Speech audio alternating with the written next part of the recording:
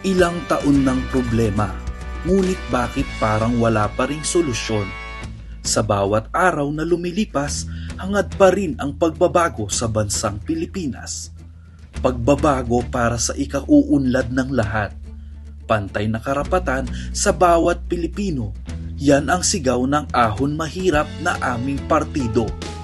Nakakalungkot isipin na meron pa rin sa ating mga Pilipino ang hirap at hindi makausad sa buhay.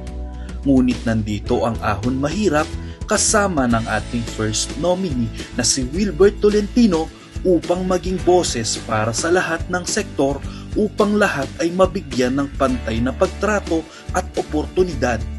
Piliin ang bago para sa tunay na pagbabago at tayo ay magsama-sama, tulong-tulong, yakapin ang bawat pangarap. Iboto Ahon Mahirap Party List number 49 sa balota. Ahon Mahirap 49, 49, 49. Ahon ng mahirap.